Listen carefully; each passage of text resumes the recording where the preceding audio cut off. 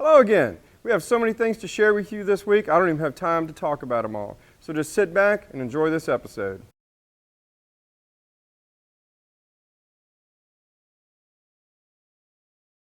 It's a good idea to test fit pieces before final assembly.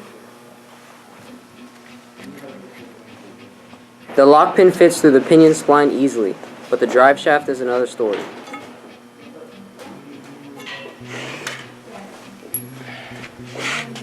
We'll need to do a little filing.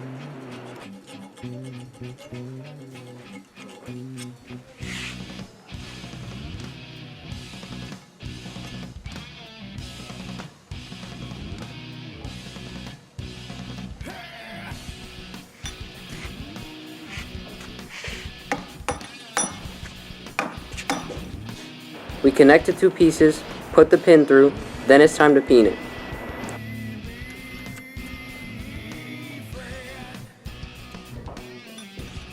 We're using a nickel to shim the shaft off the anvil while we peen the pin.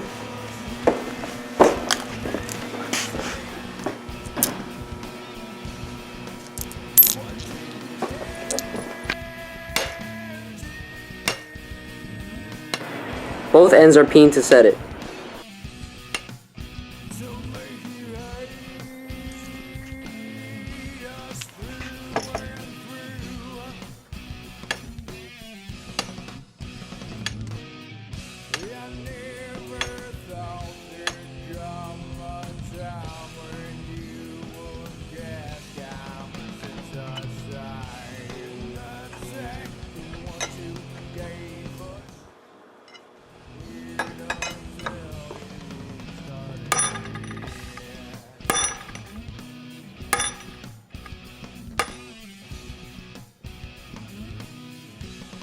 We are putting a thin layer of grease onto the drive shaft before installing it into the tube.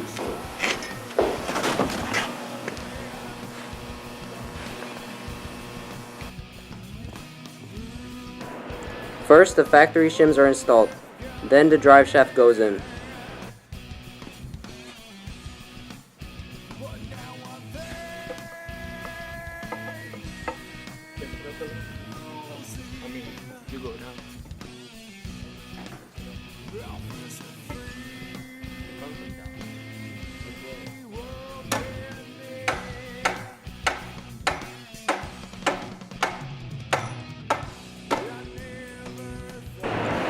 The outer race at the end of the pinion bearing needs to be knocked into place.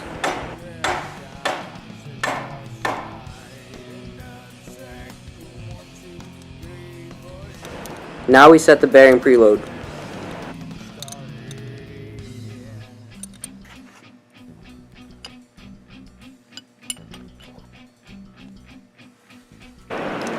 We clean the mating surfaces of the rear and drive shaft tube. Install the new gasket.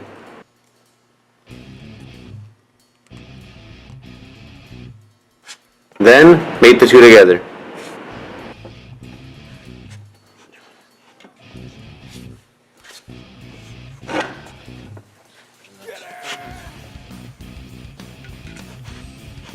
A final torque completes the assembly.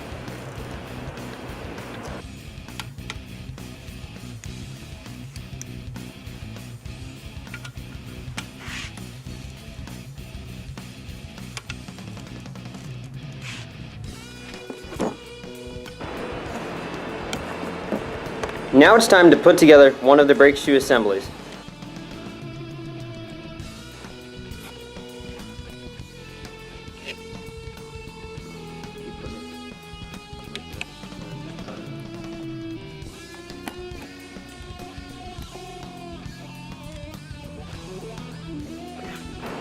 We had to get a little creative for some of it.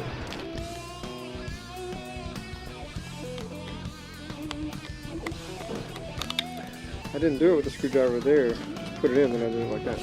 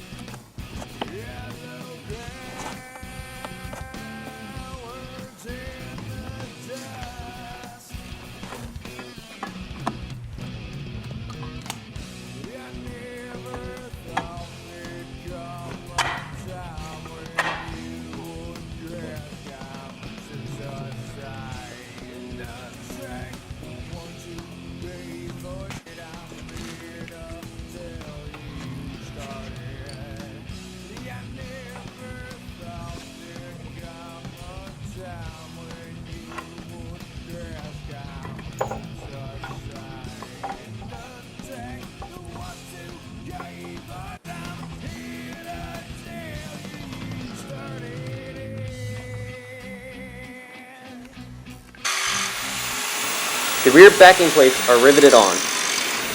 We're grinding them off to clean and paint the pieces better.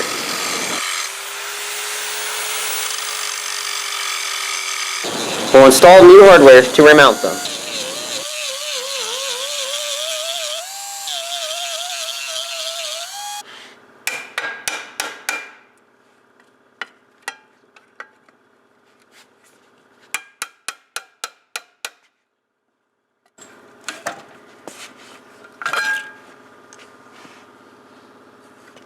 Once the brake assemblies are removed, we set to punching out the rivets.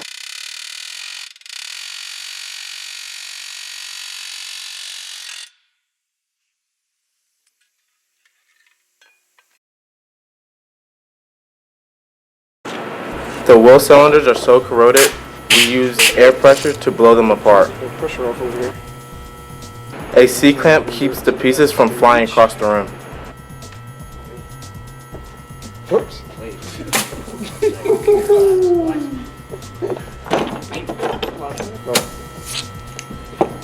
Path least resistance is still pushing that same one out, but I still can't pull it out by hand.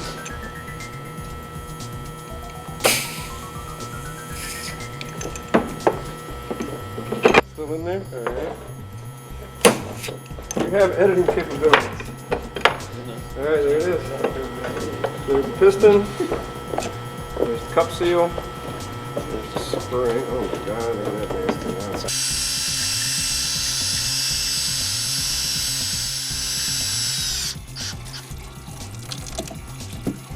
Shot inside it.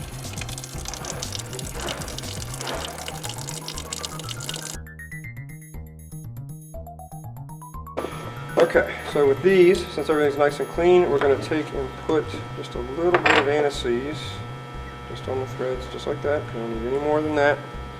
And then we're going to put it through each one of these. And now, this is nice. This will allow us to adjust them a lot easier. Okay, so that part's done. So I brake fluid as our lubricant, because that's what will be in there anyway. So what I'm going to do is just take maybe a little bit of brake fluid on my finger and just lubricate the wheel cylinder internally. A little bit of fluid in there.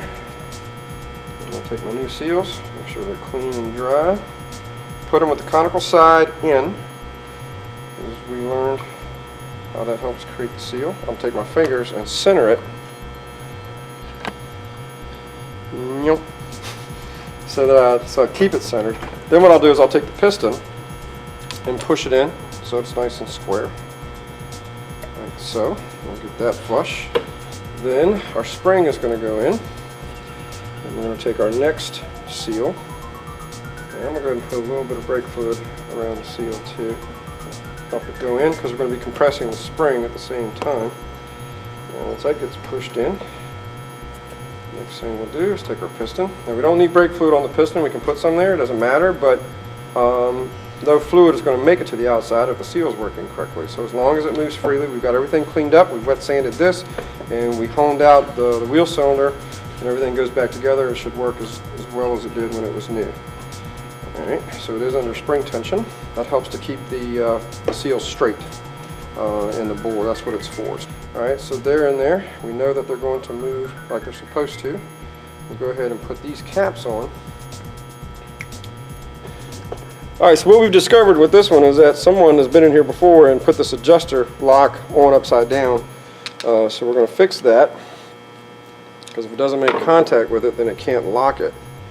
So let's get this wiped clean. Let's invert this.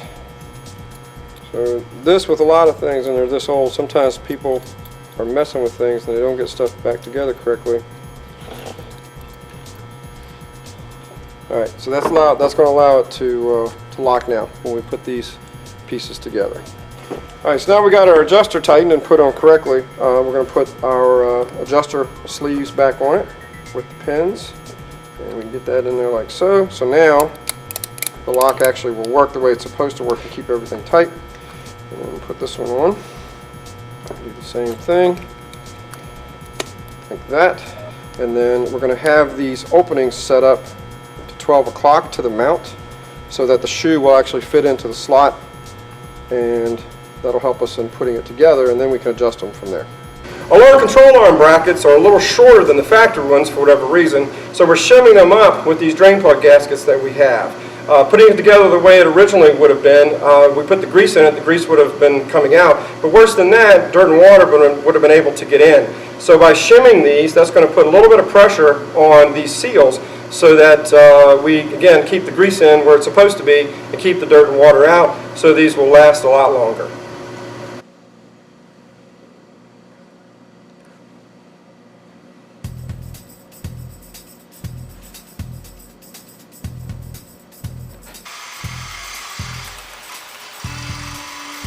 Here you can see the gaskets installed.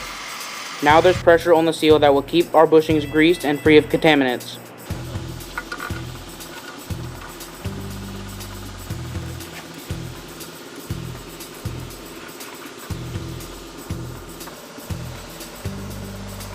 With the wheel cylinder rebuilt and painted, we finished assembling the left front brakes.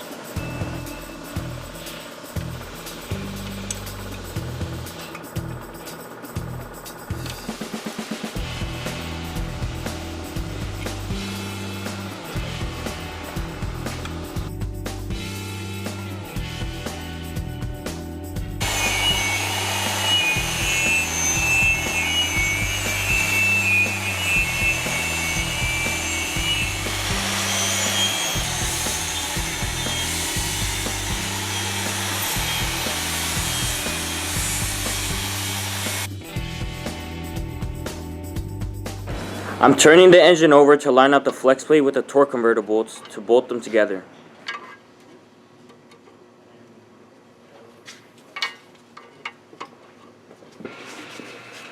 Now the flex plate is held while the converter bolts are torqued.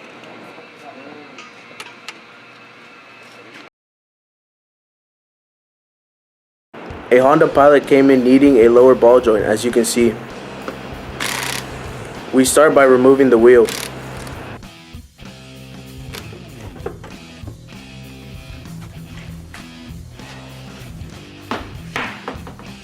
Then, the nut holding the ball joint to the steering knuckle.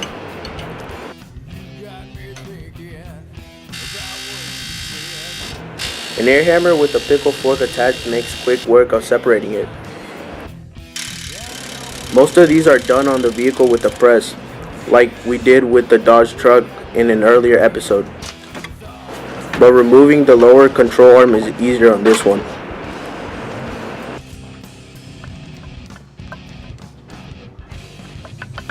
We remove the old one.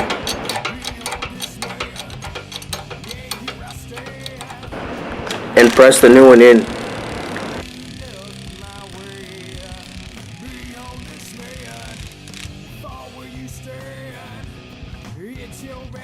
Installation is simply reverse of how we disassembled it.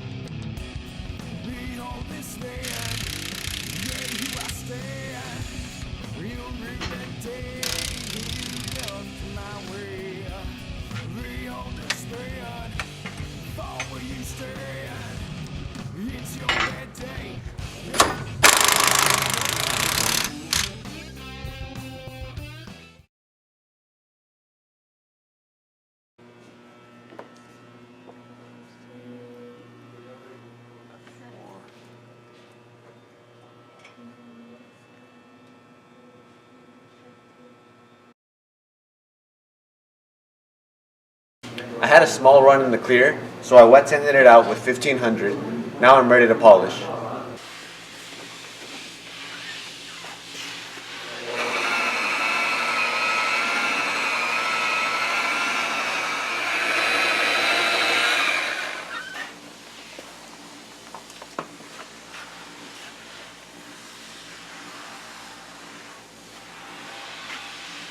Next time on Bulldog Builds, more of the 48 work continues, as usual. We have a Dodge Dakota that's coming in that has a couple of problems the kids need to iron out. And here's that project I was alluding to last week that the students will be working on. We'll see what kind of things it needs to be done on it and how successful the students are. See you next week.